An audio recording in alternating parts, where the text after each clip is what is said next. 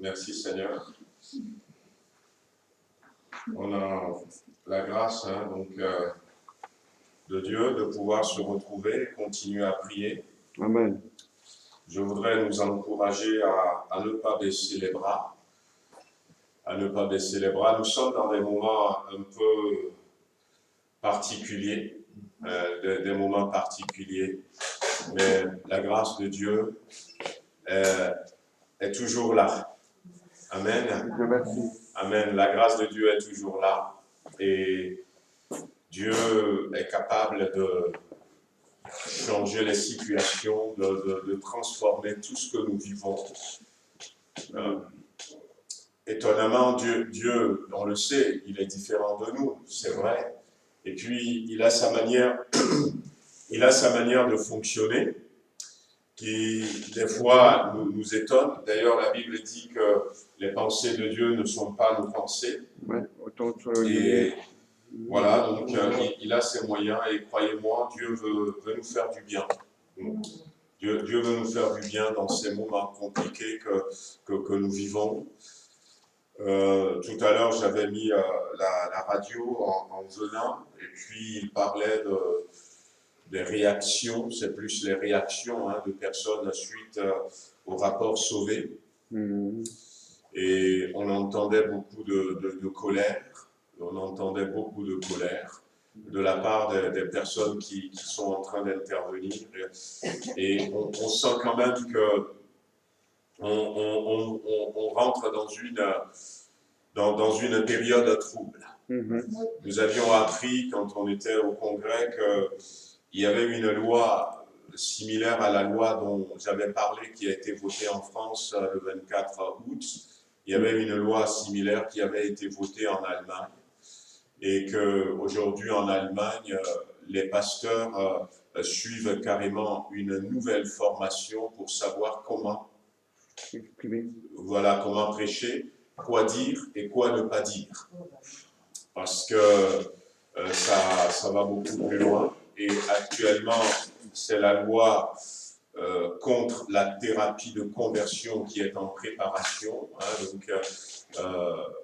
au niveau de la France. Et on sent quand même que les choses, les choses qui sont devant nous, avec ces scandales qui sont révélés à gauche et à droite, ne nous rendent pas l'horizon facile. Mais nous avons un Dieu grand, un Dieu puissant. Et on veut le remercier déjà pour cette semaine, remettre cette semaine entre ses mains et lui dire que nous voulons continuer à compter sur sa grâce. Amen. Nous voulons continuer à compter sur sa grâce. Amen. On a découvert, moi j'étais très étonné parce que je ne pensais pas que ça allait faire comme ça, mais on a découvert une autre facette de la grâce de Dieu, une autre manière de faire du Saint-Esprit pendant cette semaine du Congrès, où on a vu le Saint-Esprit silencieux, qui ne fait pas du bruit, mais qui était là, mais qui agit dans les cœurs, et on a vécu, c'est vrai qu'il y a les retrouvailles entre pasteurs, mais il y a certaines situations qui faisaient penser que ça va être des retrouvailles explosives. Et moi, j'ai entendu des propos, tout ça, et finalement, on avait vu que le Saint-Esprit était là, on avait vu la grâce de Dieu qui était là au milieu de ces pasteurs avec épouses de pasteurs, pour ceux qui étaient venus avec leur épouse, que nous étions, qui a travaillé les cœurs, et puis on a vu la grâce de Dieu et se manifester. On a eu un congrès apaisé, à tel point que quelqu'un va dire, un des responsables va dire, en écrivant l'histoire des Assemblées de Dieu de France, marquez bien cette date parce que, eh bien, il s'est passé quelque chose d'extraordinaire au cours de ce congrès. Je crois que de la même manière, Dieu veut visiter son Église. Dieu veut toucher les cœurs. Dieu veut nous communiquer sa sagesse. Et nous en avons besoin dans des temps comme ceux-ci. La sagesse d'en haut, comme l'a décrit donc Jacques, dans Jacques chapitre 3, la sagesse d'en haut, parce que c'est des temps compliqués. À un moment donné, j'avais partagé avec Maggie, parce que ce sont des choses que, voilà, on entend et puis qu'on ne partage pas, mais tout à l'heure, Momo m'en parlait encore et me disait qu'il y a sa sœur qui se trouve en Angleterre, c'est ça, hein? En Angleterre, et il commence à manquer de tout. Alors que il y a quelque temps de cela, il y a des pasteurs, ça fait plus d'un mois, il y a des pasteurs qui ont commencé à dire aux États-Unis, on va manquer de tout. On va manquer de tout, commencer à mettre des réserves en place. Voyez-vous, donc commencer à mettre des réserves en place. Mais ça rejoint quelque chose qu'on avait dit au mois d'août avec un frère que je ne connais d'ailleurs pas, que David Wilkerson avait vu, qu'il avait marqué dans sa livre, La Vision. Donc, alors j'avais pas lu ce livre, j'avais lu des extraits de ce livre, j'avais pas tout lu, mais lorsque la crise avait commencé, le pasteur Carter Cullen, qui est le remplaçant de David Wilkerson, il y a 1 an de cela, tout de suite va dire à son église, c'est ce que notre pasteur a vu. Alors, elle me l'avait dit, ma cousine qui était dans cette église il y a 1 an, mais bon, on a dit, on va voir. Et puis, j'ai entendu de plus en plus de personnes qui commencent à dire, on manque de tout, on manque de tout, on manque de tout. Et là, donc c'est Momo qui vient de me le dire tout à l'heure en disant que sa sœur lui a dit, on commence à manquer de tout. On ne sait pas quels sont les jours qui sont devant nous, frères et sœurs, mais voilà, nous voulons compter sur la grâce de Dieu, quels que soient les événements. Nous voulons nous dire, pendant ce temps de jeûne et prière, que la grâce est toujours là. Amen. La grâce est toujours là. Là où il y a la grâce, eh bien, on peut aller de l'avant. On peut aller de l'avant. On va remercier déjà le Seigneur et puis après on partagera une pensée. Amen. Amen. Seigneur notre Dieu, nous voulons te remercier pour cette occasion que tu nous donnes encore. Merci Seigneur de ce que nous pouvons à nouveau nous retrouver dans ce temps de prière. Oui Seigneur. Amen. Seigneur, nous te remercions pour ta grâce. Nous te remercions pour ton assemblée sur Villefranche et sur Tara. Nous te remercions pour mes frères et pour mes sœurs. Nous te remercions parce que rien n'est impossible à toi. Tu es ce grand Dieu, tu es ce Dieu puissant. Tu es ce Dieu qui est là à côté de nous, Seigneur. Ce Dieu qui... ce midi et toute cette semaine va nous parler encore. Amen. Et va nous montrer combien tu es capable de nous accompagner dans des moments de tempête, dans des moments de confusion, de nous tranquilliser, dans des moments troubles où on ne voit pas loin, de nous éclairer, et combien tu es capable dans des moments de bousculade de nous apaiser, Seigneur, dans des moments d'incertitude, de nous parler, Seigneur, dans nos oreilles et de nous dire, regarde, la voie est ici et même si nous ne le voyons pas, si nous te faisons confiance, continuer à avancer. Je te prie, Seigneur, viens bénir cette semaine, viens bénir encore mon frère et ma sœur. Nous te demandons, Seigneur, de continuer. Tu agis au milieu de nous, Seigneur. Si je demande à quelques-uns de nous donner des témoignages, je sais que les choses pour tout le monde ne sont pas peut-être comme ils le voudront, mais Seigneur, nous te voyons aussi silencieux, mais nous te voyons aussi agissant au milieu de nous. Amen. Depuis le temps où nous avions décidé de continuer à chercher ta face, il y a certaines situations qui peuvent paraître comme comme si tu n'es pas là, comme si tu ne nous entendais pas, ou comme s'il y a de nouvelles difficultés qui se créent. Mais nous savons, Seigneur, que tu es là, présent au milieu de nous. Tu as commencé à impacter des vies, à impacter des familles. Et nous te bénissons, et nous te glorifions, et nous te louons, Seigneur, et te demandons, Seigneur, de continuer cette semaine. Ce que nous voulons, Seigneur, c'est que toute notre assemblée soit impactée, que toutes les familles qui nous composent, Seigneur, rentrent dans cet élan. Au nom puissant de Jésus-Christ, nous remettons cette semaine entre tes mains. Alléluia. Amen. Amen. Ouais.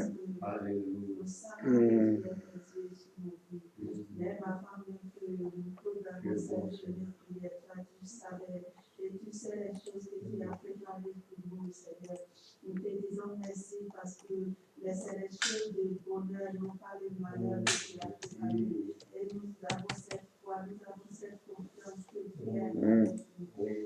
Seigneur, tu as fait au-delà dans la vie, Seigneur, cette œuvre. Dans les temps de famille, tu as perdu. Parce que cette famille t'a fait confiance. Elle a fait confiance à ton prophète. Et Seigneur, tu as produit tout son désir.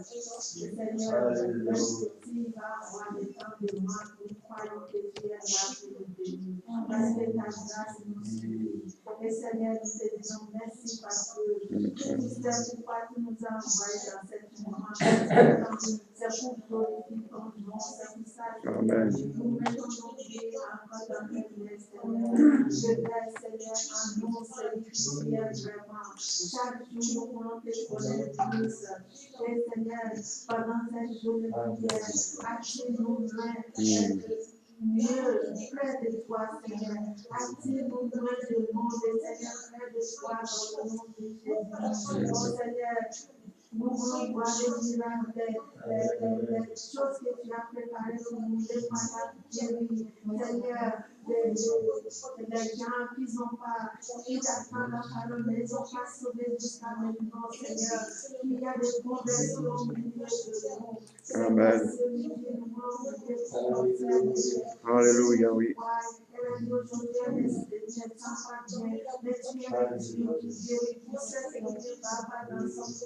Seigneur, nous pouvons afin que le sang de Jésus visite son corps, son âme, son esprit, tout entier, Seigneur. Là où il y a le mal, Seigneur, nous prions afin que tu l'enlèves dans le nom de Jésus. Oh Dieu Tout-Puissant, Alléluia. Dieu, mais Seigneur, tu es là. Tu as promis, Seigneur, avant même que tu as promis, Seigneur, qui va prêcher, parce que tu sais qu'il va voir les temps difficiles pour ton serviteur. Seigneur, merci. Parce que tu es le Dieu qui a tout regard sur nous. Oui. Oh Seigneur, Dieu nous bénit encore. Tu connais chacun de nous. Alléluia, Maradikeo. Seigneur, nous allons plus loin avec toi. Nous voulons voir ta gloire sur nos vies, Seigneur. Oh, Sarabaïko, Sharai. Seigneur, nous voulons voir ta gloire sur ton église. Seigneur, Samaïko, Kobaïte.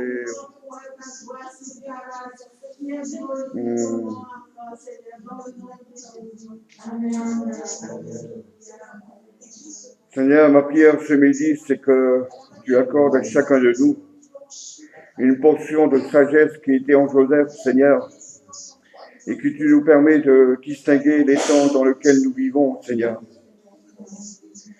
Certains crieront paix, paix, paix, mais la paix ne sera pas là, Seigneur. D'autres te parlent, Seigneur, et nous les voyons. Ils disent, l'économie repart.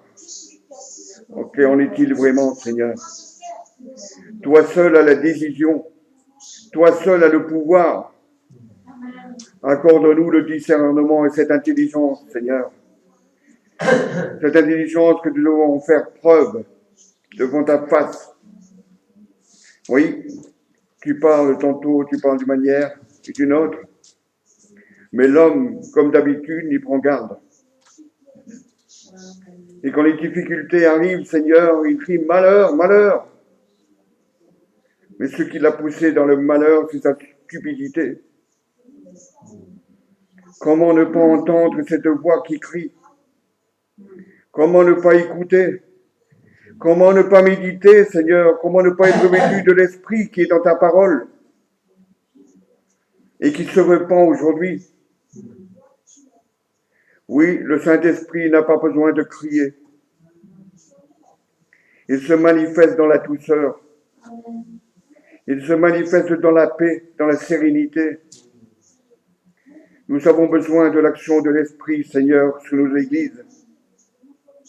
L'action de l'Église sur les conducteurs, mais sur ton peuple, Seigneur. Nous qui sommes là ce midi et nos frères et sœurs qui sont par Zoom, Seigneur, nous avons besoin de ta grâce plus que jamais. Oh, combien nous avons à apprendre de toi encore, Seigneur. Combien disent aujourd'hui, je sais. Et en réalité, c'est l'ignorance totale.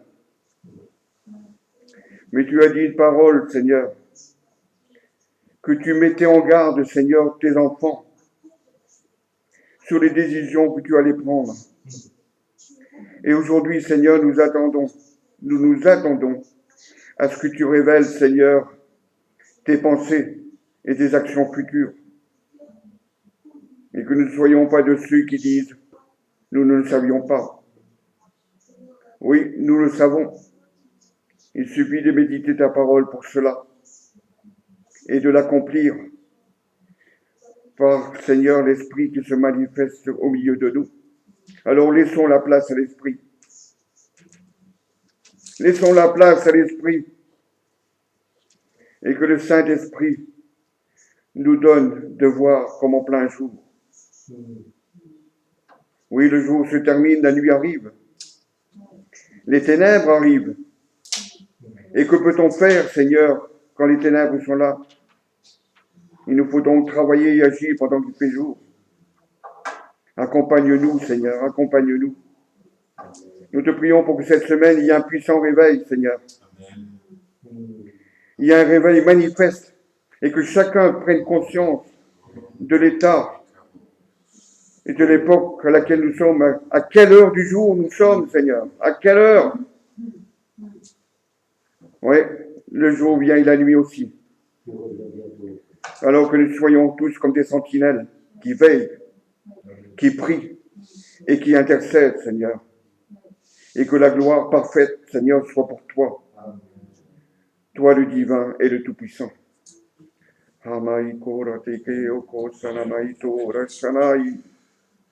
Voyez-vous, je reprends encore ce passage de la Bible que nous connaissions très très bien pour vivre cette grâce que le Seigneur nous accorde. Oh, Dieu.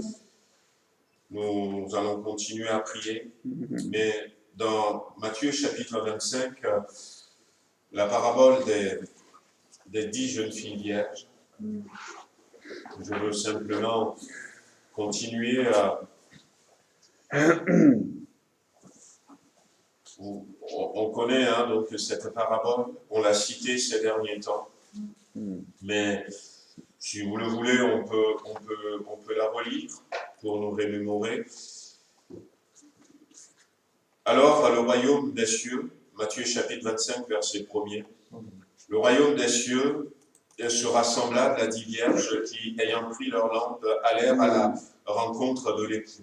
5 d'entre elles étaient folles et 5 sages. Les folles, en prenant leur lampe, ne prirent point d'huile avec elles. Mais les sages prirent avec leur lampe de l'huile dans des vases. Et comme l'époux tardait, toutes s'assoupirent et s'endormirent. Au milieu de la nuit, on cria, voici l'époux, allez à sa rencontre. Alors toutes ces vierges se réveillèrent et préparèrent leur lampe. Les folles dirent aux sages, donnez-nous de votre huile, car nos lampes s'éteignent. Et les sages répondirent, non, il n'y en aura pas assez pour nous et pour vous. Allez plutôt chez ceux qui en vendent et achetez-en pour vous. Pendant qu'elles allaient en acheter, l'époux arriva. Et celles qui étaient prêtes entrèrent avec lui dans la salle des noces et la porte fut fermée. Et plus tard, les autres vierges vinrent et dirent, Seigneur, Seigneur, ouvre-nous. Mais il répondit, je vous le dis en vérité, je ne vous connais pas. Veillez donc, puisque vous ne savez ni le jour ni l'heure. Amen. Donc, on en a reparlé. Et ce matin, le verset, ce midi du moins, le verset que je veux prendre, c'est le verset 6. C'est le verset 6. En quel temps nous sommes en ce moment, avec tout ce qui se passe tout autour de nous. Et je crois que si ces trois mots, hein, comme le dira quelqu'un, résument bien l'époque dans laquelle nous sommes. Voici l'époux, allez à sa rencontre. Allez à sa rencontre. Et ce verset 6 nous montre que il y a encore un délai. Il y a un délai. Même lorsque la trompette a sonné, lorsque, eh bien, la voix, eh bien, au milieu de la nuit, le cri était parvenu. Hein, donc, nous, on entend le cri de la trompette. Mais cette voix disait, voici l'époux, allez à sa rencontre. Ça voudrait dire quand même qu'il y a eu un mouvement, de la part de ces vierges. Il y a encore un bout de chemin à faire. Et c'est là que les 5 d'entre elles ont compris que leur lampe ne brillait plus, puisque c'était des sentiers, hein, c'est pas des routes goudronnées, éclairées comme on a aujourd'hui, c'était vraiment des sentiers, et la nuit était des nuits vraiment noires, puisque aujourd'hui nous avons des nuits éclairées, il y a de la lumière partout qui reste, et puis la nuit n'est pas aussi sombre que ça l'était à l'époque. Et là, ils se sont rendus compte que leur lampe ne voyait plus assez. Et du coup, à ce moment-là, ils se sont dit, donnez-nous un peu de vos lampes, de vos huiles. Et là, les autres se sont rendus compte que, eh bien, on ne sait pas aller à sa rencontre. Peut-être savait-elle où allait avoir lieu la rencontre, où se trouvait la salle de noces, on ne sait pas, mais elles se sont rendues compte qu'il n'y en a pas assez. Il n'y en a pas assez pour elles et pour les autres. Ce n'est pas parce que, eh bien, on ne veut pas donner aux autres, mais il y a encore un peu de chemin à faire. Et il n'y en a pas assez. Il n'y en a pas assez. Et sachant aussi qu'à ce moment-là, et quand ils disent même qu'ils ont pris de l'huile dans des vases, c'est pas des vases énormes, hein, c'est des genres de fioles, hein, c'est tout petit des fois. Donc ils ont pris juste peut-être une quantité nécessaire.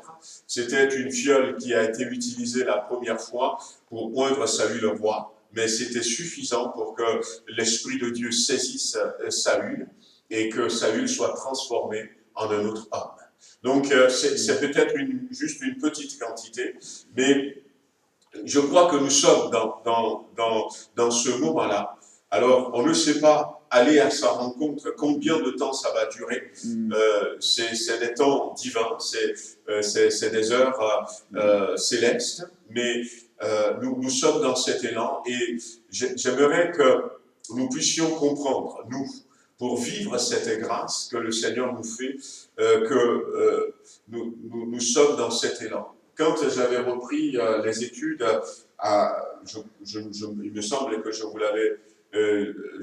l'avais raconté, j'avais repris les études, j'étais en France, et donc à un moment donné, j'ai repris, j'ai passé donc l'équivalence du bac, et puis j'étais parti à l'université, j'avais déjà plus de 30 ans, hein, donc je suis arrivé en France, et j'ai voulu continuer mes études. Les 2 premières années, la première année à l'université, c'était bien passé. Je travaillais la nuit et puis j'allais à les cours à la fac la journée. Ouais, donc parce que je rentrais plus hein, dans les cadres des aides, de bourses et tout ça. Et la deuxième année, mon patron m'avait aidé un tout petit peu. Et je travaillais, mais bon, un peu moins. Mon patron m'avait soulagé parce que cette deuxième année, Shalom était né. Et puis, Mais après, donc, j'ai eu mon DUT et j'ai voulu continuer. En 3e année de licence, ben, c'était compliqué. C'était compliqué. Je continuais à travailler la nuit. Et puis, il y a Shalom à la maison. Et en même temps, voilà, il faut être au cours. Plus on monte, plus ça devient compliqué aussi hein, dans les cours. C'est une année de licence. Et à un moment donné, je dormais dans la classe. Et puis, finalement, à la fin du premier trimestre, c'était la dernière année où on faisait le système français. Après, on va basculer sur le système européen, mondial. On va parler de master, on ne parlera plus tout ça. Et premier trimestre, j'avais 9 de moyenne. Alors, ça a beaucoup diminué, alors que quand j'avais eu l'équivalent du bac, c'était avec 15 de moyenne. Quand j'avais eu mon DUT, c'était avec une moyenne assez conséquente, peut-être 14 de moyenne. Et là, premier trimestre, 9 de moyenne. Et vu tout ce que je fais, je vois que la fatigue est là, mais je me suis dit, tiens, en plus, bon, j'avais pris très tard cette année-là. J'avais commencé un mois après les autres, mais j'ai dit, mais... Alors, je me suis focalisé sur quelque chose. J'ai dit, maintenant, il faut que tu définisses ton objectif. Il faut vraiment que je définisse mon objectif. Qu'est-ce que tu veux? Est-ce que je veux simplement aller à la fac? Ou est-ce que je veux avoir ma licence? Alors, j'ai défini mon objectif. Je veux avoir ma licence. Tu as pris un mois de retard, tu as un premier trimestre à 9 de moyenne, tu travailles la nuit, tu as la famille à la maison. Mais comment faire pour que mon objectif soit atteint? Voyez-vous, j'avais fait comme ça, et j'avais demandé par exemple à l'école, j'ai été voir le directeur de notre département, de me permettre de ne plus suivre des cours d'anglais. Parce que je me débrouille bien en anglais et que même sans prendre de cours, j'arriverai à m'en sortir. Donc, je me suis organisé par rapport à cet objectif. Et merci Seigneur, à la fin de l'année, j'ai eu ma licence en administration économique et sociale. Et puis, finalement, j'ai dit, bon, ben, je vais arrêter.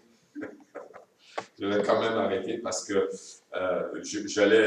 j'avais déjà l'appel de Dieu sur ma vie. Hein, et comme je travaillais et puis j'avais encore du temps, et au niveau de l'église, le pasteur m'a dit, tu vas attendre un peu pour assimiler la culture africaine. J'ai dit, bon, pendant ce temps, 35 heures par semaine, c'est très peu, parce qu'au Togo, je faisais au moins 70 heures, le double par semaine. Voilà, je vais reprendre les études et puis ça m'a permis de faire quand même 4 années d'études. Mais je pense que nous sommes arrivés à un moment donné où nous devons fixer vraiment un objectif. Il y a une image que le Seigneur m'avait montrée, que j'ai partagée avec vous, où j'avais dit que le Seigneur Dieu, il s'était arrêté à côté de la France. Vous vous souvenez? Oui. Eh bien, pendant ce congrès que nous avions eu, le Seigneur m'a montré la même image, mais il a élargi un peu ma vision pour que je vois un peu plus large ce qu'il ne m'avait pas montré la première fois. Et j'écoutais mes frères, mes collègues pasteurs, je voyais et puis je priais, j'ai prié toutes les nuits. Peut-être c'est pour ça aussi qu'il y a eu ce coup de fatigue dimanche matin, mais Dieu a tout orchestré, il a tout fait pour que le frère soit là pour prêcher. Amen. Oui, amen, gloire à Dieu. Et Dieu m'avait montré, il m'a montré la même image, mais il a élargi ma vision. Et j'ai vu dans cette vision, Dieu nous observait. Moi, j'avais vu qu'il arrêtait, il s'était arrêté. Mais en réalité, quand il a zoomé un peu plus pour que je vois, j'ai vu que Dieu nous observait pour voir comment est-ce que nous allons réagir. Mais en élargissant ma vision, j'ai vu qu'à un autre endroit, le diable aussi était là. Et il nous observait aussi. Et ça, je ne l'avais pas vu en premier. Alors, j'ai dit, ben, il faut que je prie. Il ne faut pas que ce congrès soit explosif. Et soit explosif. Alors, il faut que le Seigneur intervienne. Parce que Dieu, il veut nous accorder cette grâce. Ça dépend de comment est-ce que nous allons réagir. Mais quelque part, l'ennemi aussi est en train de nous observer pour voir si nous allons faire ce qu'il fallait pour rentrer dans la grâce de Dieu. Ou si c'est lui qui va dire, ils l'ont raté. C'est à nous de nous fixer véritablement des objectifs. Un de ces 4 matins, la trompette va sonner. Oui. Et nous allons partir. Voilà. Un de ces 4 matins, frères et sœurs. Même un pasteur avec qui on réfléchit ensemble, parce qu'il fait partie de ce groupe qui cherche la face de Dieu. Et j'ai expliqué à Maggie la dernière fois, il est en train de se poser la question. Il dit, mais Seigneur, éclaire-nous. Est-ce que le premier seau est déjà ouvert? Est-ce que le premier seau est déjà ouvert? La Bible dit que quand le premier seau est ouvert, il eut un cheval blanc. Celui qui le montait était vêtu de blanc. Il avait une arc à la main. Il partit en vainqueur et pour vaincre. Et le cheval blanc nous parle de paix, mais en réalité, ce n'est pas la paix de Dieu. La paix de Dieu. Et celui qui le montait, nous on est quelques-uns à penser que c'est l'Antichrist. C'est l'Antichrist qui monte le cheval blanc dans l'Apocalypse. Voilà. Et il est parti en vainqueur pour vaincre. Mais il avait dans sa main une arc. Et l'arc, c'est le symbole de la guerre. Mais sauf que dans cette image que Jean avait vue, c'est un symbole incomplet. Parce que l'arc n'avait pas de flèche. Il avait que l'arc, mais il n'avait pas un carquois avec des flèches. Alors on pense que, il est parti en vainqueur pour vaincre, que dans un premier temps, et ça rejoint un peu peut-être ce que nous savons, il va vaincre sans combattre. Il va vaincre sans combattre. Il va réussir à soumettre les peuples sans faire la guerre. Donc, c'est une interprétation de cette vision que Dieu a donnée. Et on se pose la question, est-ce que nous sommes déjà dans cette période? Même quelqu'un m'avait posé la question il y a plus d'1 an en arrière, quand cette crise avait commencé, une chrétienne qui m'a téléphoné depuis les États-Unis et m'a dit, mais est-ce que Jésus est déjà revenu? On ne le sait pas. Donc, on se pose des questions. On se pose des questions. Mais je crois que Dieu nous observe, mais le diable aussi nous observe. Et c'est le moment de décider ce que nous voulons. J'avais décidé en 3e année de licence, en cette année de licence, de devenir quelqu'un qui va me concentrer sur mon objectif. Je n'avais pas une capacité énorme, mais je me suis organisé pour. J'avais acheté un dictaphone. Et j'enregistrais des cours. Voyez-vous, j'enregistrais les cours. Et quand j'allais au travail, tout ça, comme je n'ai pas le temps, peut-être, de reprendre mon cahier et de bien apprendre, je réécoutais. Mais je réécoutais attentivement. Et Maggie était témoin. J'ai été même vers les jeunes. Je n'avais pas hésité un seul instant à aller vers les jeunes du groupe de jeunes en disant qui c'est qui peut m'aider en statistique? Parce que en loupant un mois, je ne comprenais pas grand-chose, rien dans les statistiques. J'avais des 2, 3, même 1,75, mais j'avais pas honte. Parce que j'ai un objectif. J'ai dit aux jeunes, écoutez, si vous pouvez m'aider, je vous prêche, d'accord, mais laissez ça de côté. Je suis encore étudiant et j'ai besoin de votre aide. Et certains se sont proposés. Pourquoi? Parce que j'ai un objectif. Je n'ai pas gardé en disant, mais quand même, je ne vais pas me diminuer, non. Et je crois qu'il est temps que nous puissions comprendre véritablement que nous sommes appelés à nous lever pour aller à la rencontre Amen. de notre Seigneur. Il arrive. Il arrive. Aller à sa rencontre. Et comment le faire concrètement? Comment le faire concrètement? Parce que l'ennemi cherchera à nous troubler. L'ennemi cherchera à nous mettre des bâtons dans les roues. L'ennemi cherchera à attirer notre attention sur des choses qui peuvent nous freiner. Mais je pense que c'est le moment d'être vigilant. C'est pour ça que j'ai lu jusqu'à la fin. Veillez donc. Veillez donc. Est-ce que je veille? Est-ce que je veille? Et comment est-ce que je veille? Est-ce que je veille sur moi-même? Est-ce que je veille sur mon frère et ma sœur? Est-ce que nous veillons les uns sur les autres? Voyez-vous, nous avons besoin de veiller. Nous avons besoin de nous concentrer sur cet objectif. Jésus-Christ est en chemin. Il est en chemin. Il est véritablement en chemin. Il va revenir un de ces 4 matins. Il s'est passé quelque chose. Et que peut-être nous n'avions pas remarqué. C'est ce mois de septembre. Et Dieu veut nous accorder sa grâce. Mais si nous saisissons cette grâce, nous allons pouvoir nous sauver nous-mêmes et sauver ceux qui sont autour de nous. Amen. Et sauver ceux qui sont autour de nous. Peu importe. Peu importe. L'Église a toujours été forte. L'Église a toujours été forte. Le diable le sait. Ce qui est marqué dans la Bible, dans Matthieu chapitre 7, verset 18 que nous avions cité, « Je bâtirai mon Église, et les portes du séjour de l'enfer ne prévaudront point contre elle. » Ce que Jésus a dit, et ce qui est vrai, le diable le sait aussi. Et le diable, il sait qu'il ne peut pas prévaloir contre l'Église. Il le sait, le diable. Mais pourquoi est-ce qu'il fait tout ça? Parce qu'il voulait voir si moi je le sais. Si toi tu le sais.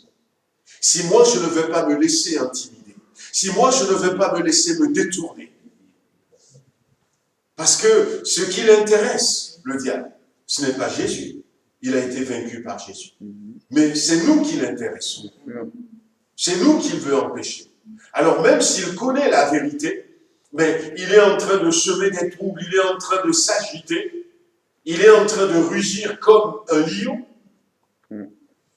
pour voir si nous allons avoir peur, si nous allons quitter le bon chemin. Mais c'est le moment où nous avons besoin de cette sagesse d'en haut. La sagesse d'en haut. C'est le moment où nous avons besoin de veiller sur nous-mêmes, de veiller sur nos frères et sœurs. C'est le moment où nous avons besoin, frères et sœurs, de faire attention à l'objectif que nous poursuivons. Qu'est-ce que je veux? Qu'est-ce que je veux? Je le relis, hein? La sagesse d'en haut est premièrement pure, ensuite pacifique, modérée, conciliante, pleine de miséricorde et de bons fruits, exempte de duplicité et d'hypocrisie. J'ai besoin de cette sagesse. Amen. J'ai besoin vraiment de cette sagesse. J'ai besoin de cette intelligence divine. Parce qu'il y a des affaires. Il va encore y avoir des affaires. Il va y avoir quelqu'un qui pourrait peut-être m'attrister. Il va y avoir encore peut-être quelqu'un qui va chercher à me mettre en colère. La colère peut être une mauvaise conseillère. Le Seigneur a dit à une sœur en Christ, si tu ne fais pas attention, ta colère te perdra. Alors, elle a dit, je vais faire attention et tout. je vais faire attention. Et puis, elle a commencé à faire attention parce qu'elle ne voulait pas rater l'enlèvement. Elle ne veut pas rater. Et puis, le temps a passé, tout ça. Et puis, un jour, un mensonge. Même pas une vérité. Un mensonge, mais un mensonge artistiquement orchestré. Et ce qui est difficile, c'est quand le mensonge s'appuie sur la vérité. Et il y a des mensonges comme ça. Et aujourd'hui, j'entendais dire, pas aujourd'hui, mais ces jours-ci, là, j'ai écouté à la radio, où quelqu'un disait que, eh bien, il y a des sophistes, et cette idée de mentir, et de concevoir le mensonge habilement, qu'il y a des politiques qui utilisent ça. C'est quelqu'un qui parlait à la radio. Il va citer même un nom d'un politique qui va dire, et il va montrer la personne quand il a parlé, elle a parlé, on croirait que ce qu'il a dit est vrai. Ça s'appuyait sur des vérités. Et le gars qui parlait, je ne sais pas qui c'était, eh bien, va prendre point par point et va démontrer que, eh bien, c'est un mensonge habilement conçu, appuyé sur des points de vérité pour faire croire que c'est vrai, mais c'est un mensonge. Et je dis, waouh, Seigneur. Waouh, Seigneur. Et cette sœur, finalement, eh bien, finalement, ça concernait le pasteur, le mensonge. Et ça l'a découragé. Et ça l'avait mis en colère, cette sœur. Alors qu'elle avait réussi tout ça. Et elle a refusé d'aller à l'église. Le pasteur avait en plus confiance en elle. Et le pasteur a envoyé un message, en dit, mais ne crois pas cela, c'est un mensonge. Il ne sait pas comment prouver, mais parce que, voilà, c'était appuyé, il a été piégé. Elle n'avait pas cru. Elle est restée à la maison. Et le Seigneur lui dit une deuxième fois, ce matin je suis venu, mais tu n'étais pas à ton rendez-vous. Tu as loupé l'enlèvement, comme je te l'avais dit. Heureusement que l'enlèvement n'avait pas eu lieu. Heureusement que l'enlèvement n'avait pas eu lieu. Et le Seigneur lui disait, tu vois, le pasteur, et lui, il est parti au ciel. Parce que ce qu'il te disait, c'était vrai. Mais elle s'était laissée emporter encore par la colère. Et je pense que c'est ça, veiller sur nous-mêmes. Veiller sur nous-mêmes. Les petites choses qui nous détournent. Parce qu'on ne sait pas à quel moment il va venir, notre Seigneur. À quel moment est-ce qu'il va y avoir cette rencontre? On veut prier. Fixons cet objectif. Amen. Veillons sur nous-mêmes. Veillons sur nos bien-aimés. Parce que moi, je ne veux pas, par exemple, arriver au ciel et regarder et qu'il n'y ait pas mes frères et mes sœurs de Villefranche et de Tara dans cette beauté là-haut et de dire, mais il est où un tel, elle est où une telle? Et que finalement, il n'y ait pas. Mais veillons les uns sur les autres. Amen. On s'aime, on forme une famille. Et nous avons surtout besoin de cette sagesse parce que lorsque, eh bien, l'ennemi va susciter un mensonge, lorsque l'ennemi va permettre que tout à l'heure, quand je vais sortir, quelqu'un va m'agresser verbalement, que ce soit quelqu'un de l'église ou pas, j'ai besoin de cette sagesse pour avoir la bonne attitude. La bonne attitude. Afin de ne pas tomber dans le piège de l'ennemi. Afin de ne pas tomber dans le piège de l'ennemi. Et même lorsque, par exemple, eh bien, je crois que je vous l'avais raconté, non, ici, je vous avais raconté cette sœur qui était venue, et je crois que c'est des conseils pour ce temps, qui était venue voir le pasteur et dit, enfin, là, il faut, pasteur, que tu fasses quelque chose. Je viens de voir encore la sœur telle. Dans cette attitude, déjà, il y a ce frère qui se comporte comme ça, il y a ce couple qui est comme ça, et puis, pasteur, si tu ne fais rien, eh bien, moi je vais partir et tout.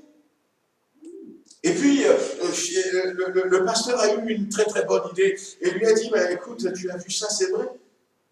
Il a dit oui, mais pasteur, là, ça dépasse les bords. Si tu ne fais pas quelque chose, et le pasteur dit, mais on va faire quelque chose. Tu vois notre église là, notre assemblée. Je vais te donner un verre d'eau rempli à ras-bord. Est-ce que tu penses que tu peux la prendre, ce verre d'eau dans la main, et faire le tour du bâtiment et revenir sans tomber une goutte? Elle a dit, ben oui, je pense. Et puis, effectivement, le pasteur lui a donné le verre d'eau. Elle était partie, et ça lui a pris un peu plus de temps. Ce qui aurait pu être fait en 5 minutes, ça a pris peut-être 10 minutes, ou même plus. Et elle était revenue.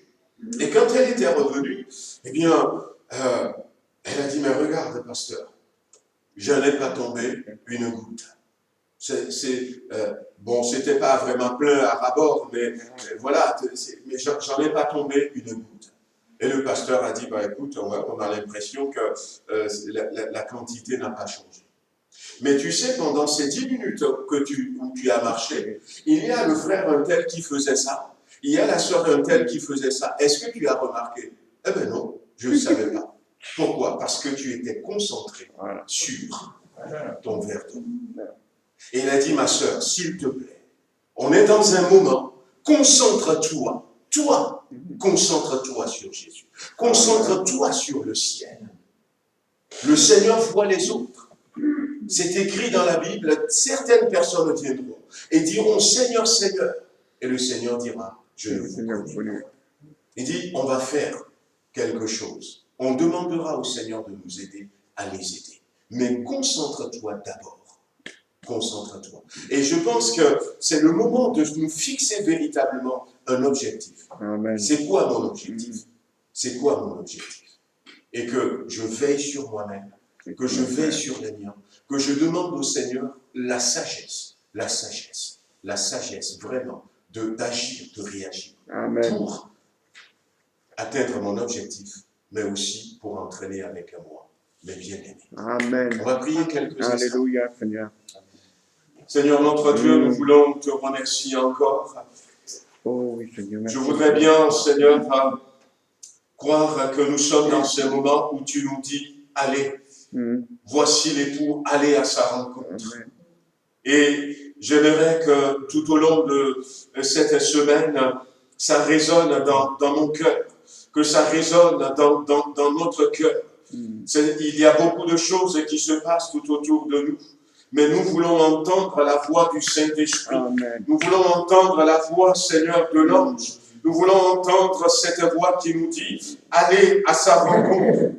Et nous voulons, Seigneur, maintenant nous décider d'aller à la rencontre. Donne-nous, Seigneur, de garder cet objectif pour nous. Je sais que ce n'est pas facile.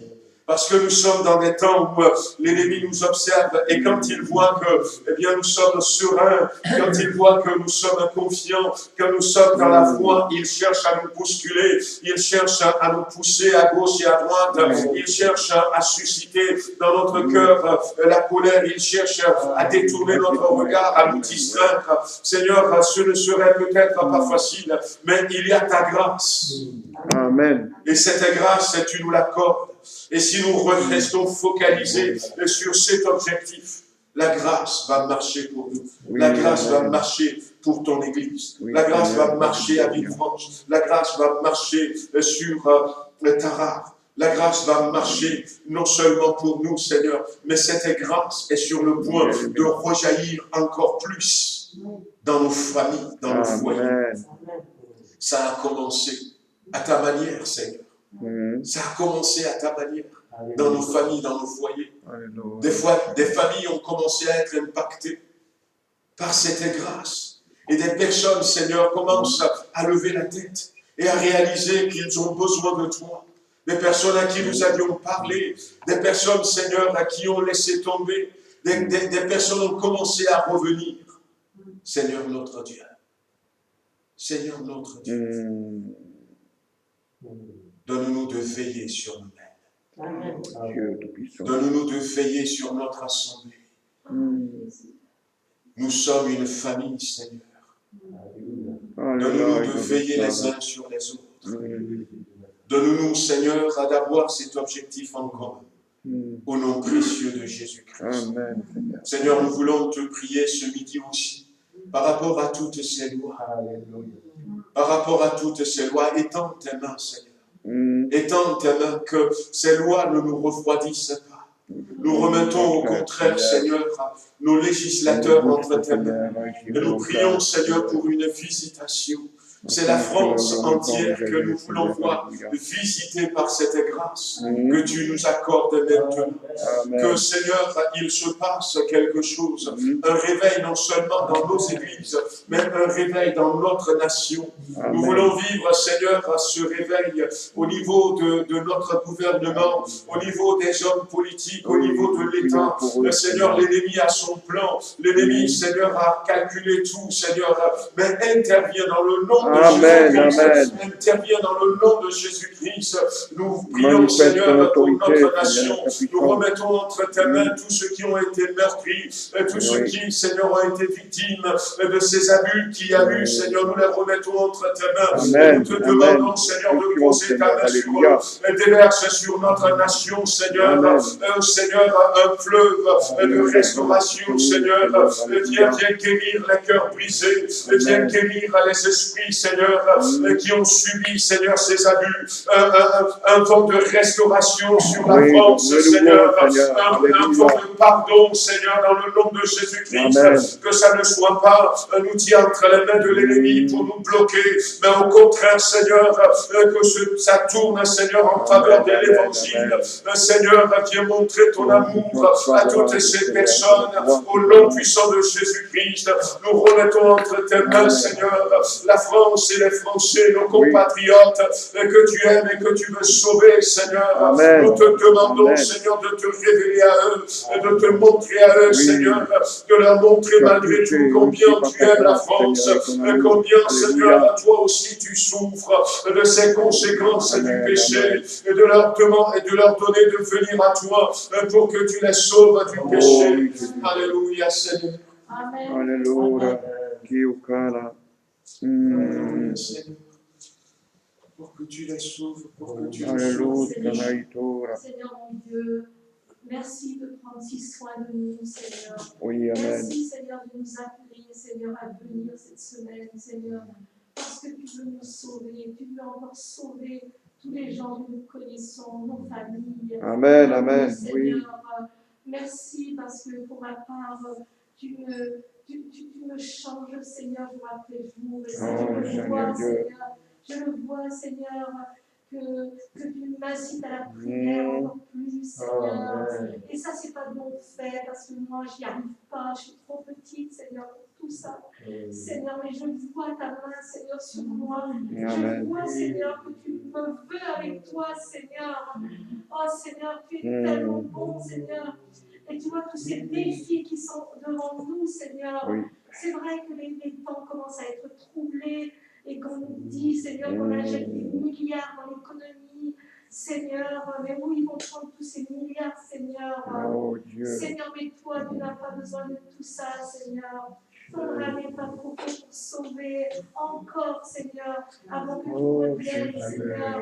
Tu connais, Seigneur, toutes ces personnes, Seigneur, qui ont besoin de toi, même si elles ne le savent pas, Seigneur. Mais toi, tu le sais, tu reconnais, Seigneur, tes futures brebis. Oh, Seigneur, étends ta main, Seigneur, ton Église et salvatrice, Seigneur, sur la France, Seigneur, sur notre gouvernement, Seigneur. Apaise, Seigneur, apaise tous ceux, Seigneur, qui souffrent, Seigneur. Oh, Seigneur, que ne règne point la division, Seigneur, mais le rassemblement. Rassemblement derrière toi, Seigneur, et pour et toi. nous aussi, nous les chrétiens, nous avons besoin de toi, parce que, Amen. parce que nous sommes faibles sans toi. Nous avons besoin de toi, et plus que jamais, Seigneur, plus que jamais, nous avons besoin, Seigneur, d'une onction particulière. Je demande une onction Que nous, dans un peuple uni, Seigneur, alléluia, avec la même vision, Seigneur, celle du salut. Je m'en rends compte, Seigneur, même quand je te prie, Seigneur, que sans onction, quand je vais vers les gens et que je parle de toi, Seigneur, il faut, Seigneur, que toi, tu sois là, Seigneur, vraiment avec puissance, et que tu convainques, Seigneur, ces personnes auxquelles, Seigneur, je parle, même si j'arrive, Seigneur, que les gens voient, Seigneur, que tu es avec moi, Seigneur, et vraiment Nous avons tous besoin de cette onction, Seigneur, puissante, Seigneur, pour ta gloire, pour le bien de tous tes futurs enfants, Seigneur. Oh Seigneur, moi je te demande, Seigneur, je te la demande, cette Alléluia. Vraiment, j'en ai besoin, Seigneur, j'en ai besoin, Seigneur. Oh Dieu tout-puissant. Je vois que c'est vraiment Exauce, Seigneur, exauce. Seigneur, de la gloire. Seigneur, écoute nos prières, Seigneur. Amen. Encore plus, Seigneur.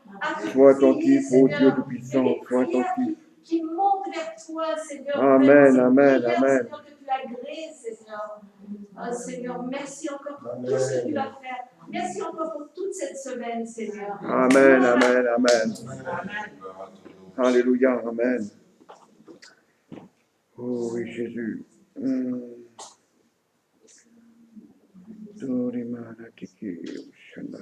Amen, gloire à Dieu. Amen. On a lancé cette semaine et on va continuer déjà chez nous comme ça. On a un objectif à atteindre. Ouais. Moi, voyez-vous, c'est un peu mon objectif. Et j'ai pu avoir cette licence. Et vraiment, c'était